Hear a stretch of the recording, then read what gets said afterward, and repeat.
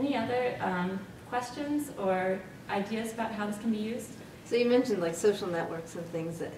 Is that all just within British or English and Irish people, or do you include Italians, or is there some plan to include Italians as well? Because that might be important, or other nationalities, for example.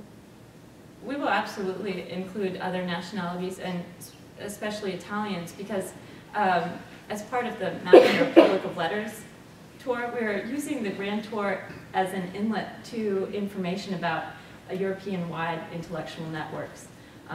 So the Republic of Letters as a sort of supranational, I don't want to say organization because it's more like a disorganization, but those international networks are incredibly important to observe. Yes? Along those lines, as a suggestion for further thought, I'm wondering whether there might be any patterns and trends within England and Ireland itself, and where do these people come from? Can you map that? Can we see when they depart? Does one particular area have a mass exodus? Does one carry the other? What are those trends, perhaps, at the departure point? That's something that none of us have thought of. Yeah, but that's, I mean, the information is in England, so it tells us where a person was born. And what associations they were part of. Are they members of the Royal Academy? Are they members of this? That information we have collected, and also university affiliations.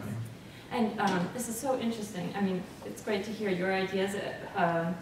And also, we've brought in a couple of our colleagues who always ask for something new that we hadn't thought about. For instance, we brought in a graduate student in the English department who immediately said, you need to look at their ages.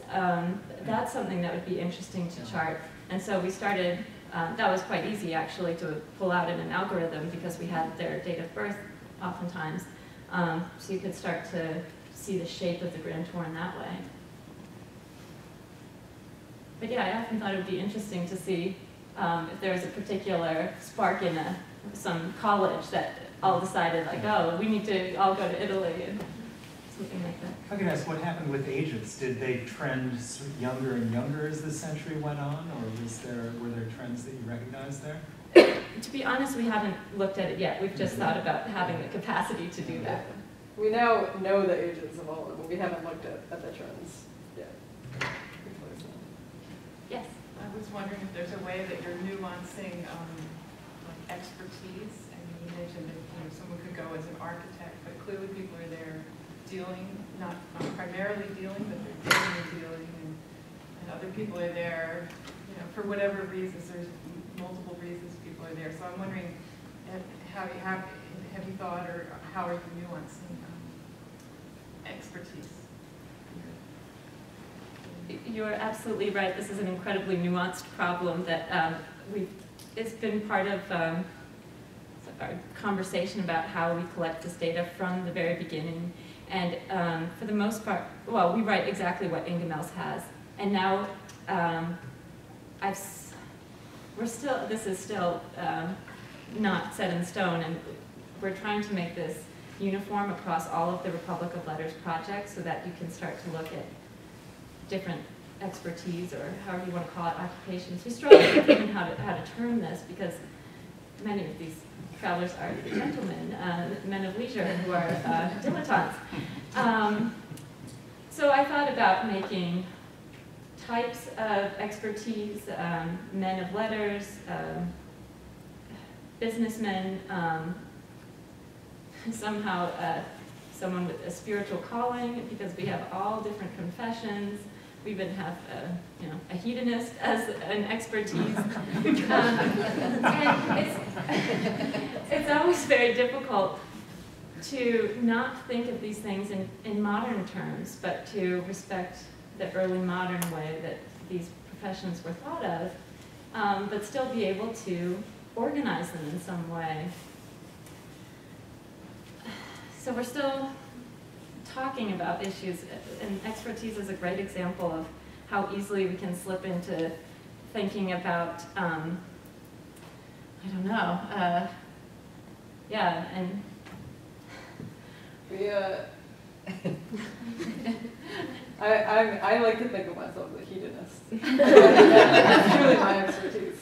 So even in the non-early modern period. These things can be applicable, Mhm. but it really Well, there you go. is a tricky challenge. I think this is one of the places where the full text, to me, is really helpful, because if I just want to know anybody who like had architecture in their sort of sphere somewhere, I can at least just sort down to that level by searching the full text. Maybe some of those people are or not architects, but at least, I can go in there and I've really limited my data set and I can sort of sort those manually myself. So it is a very complex problem though. I mean, and a tricky technical problem too, because even someone with multiple expertises, it sort of becomes, you sort of have to rank them, or there are sort of ways of organizing the information that are variable, and we sort of have to decide how to do that on the technical side. And right. These things all, just no one's done things like this really very much in the past, so you're sort of inventing the way to do it as you go along, and that's sort of why we've been working on it for That's years. right, and then reconsidering after you get questions from another scholar and things like that.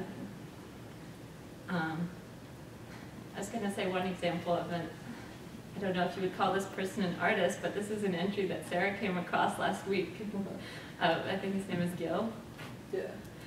He was paid 10 zucchini to paint copies of the Stuart portraits, but asked to stop. Because they were so bad. So is that So an how do we artist?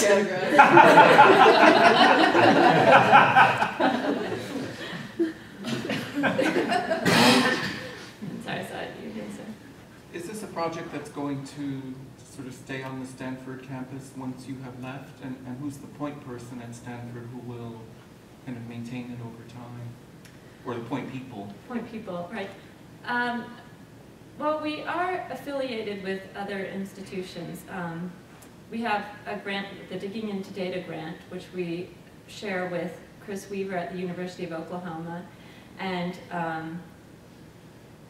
the Electronic Enlightenment Project at Oxford. And then we also are collaborating with the Circulation of Knowledge Project in the Netherlands, and we started to work with digital information artists in Milan. So it is a larger project than just Stanford, but certainly based at Stanford, at least the Mapping the Republic of Letters project part. And our go-to person is our technical lead, who seems to have a handle on everything, Nicole Coleman, who works in the libraries at Stanford. And she's the one who understands the ins and outs of both the technical and the sort of humanities sources that we're using. And then the three main professors who are in charge of the project are Paula Finland, the chair of the history department, Dan Edelstein in the French department, and Caroline Winter in the history department. So those are the people who hopefully will carry the project forward once we go off in the world.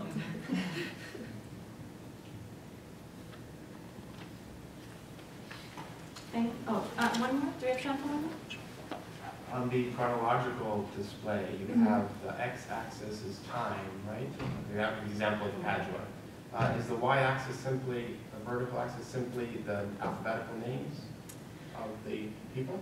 This is a very complicated technical problem. Yeah, the vertical axis right now has no meaning whatsoever. we realize it's like a visual display,